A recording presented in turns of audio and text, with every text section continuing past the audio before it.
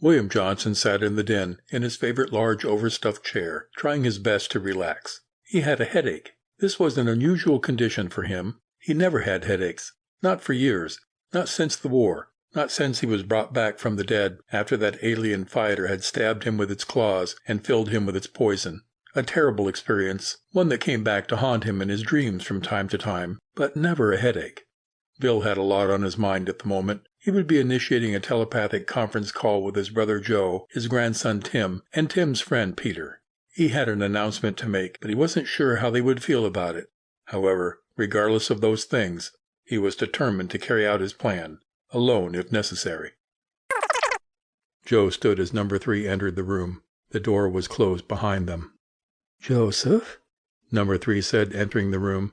He casually slipped his hand into his coat pocket as he stepped further into the room. "Yes, sir," Joe responded.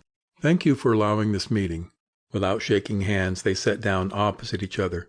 Joe took note that his boss kept his hand in his jacket pocket, probably holding a weapon, obviously uneasy with this meeting.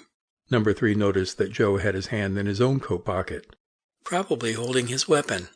He doesn't trust me."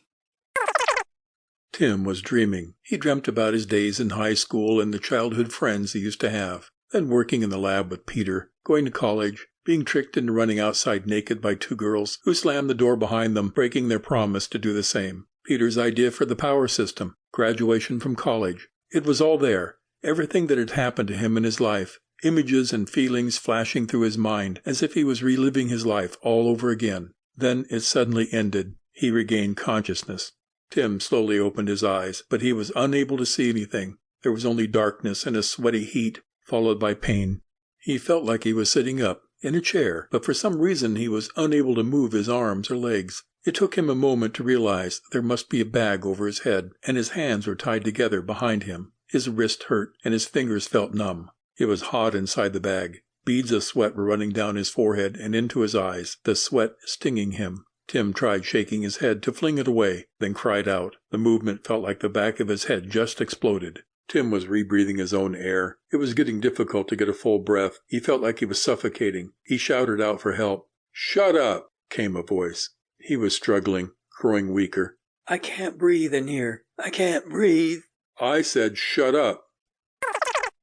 Joe pulled the car around the corner and came to a slow, silent stop.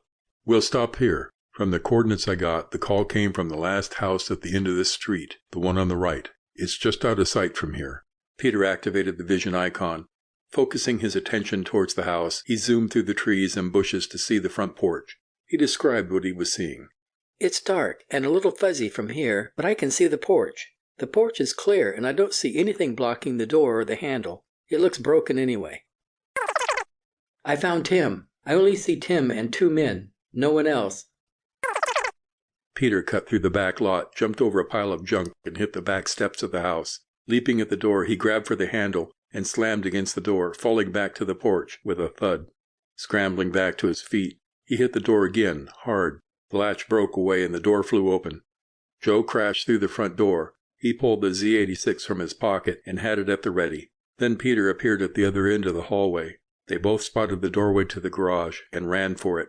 Ted stood behind Tim. He looked around for a weapon, anything that he could use. He picked up a paint stir stick from the garage floor. He held it against Tim's throat like a knife. The door to the room flew open and 2 men rushed inside. "Stop, or I'll open him up!" He pressed the stick harder against Tim's throat. Peter and Joe stopped and didn't move.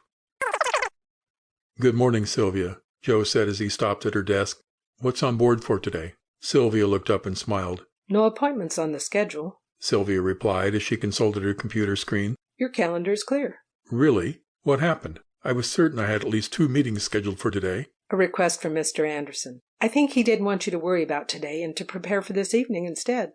"Oh, really? And just where is the little shit?" Sylvia always blushed slightly when he referred to the head of the company like that. She didn't mind. She actually laughed inside every time he said it, but it did make her blush.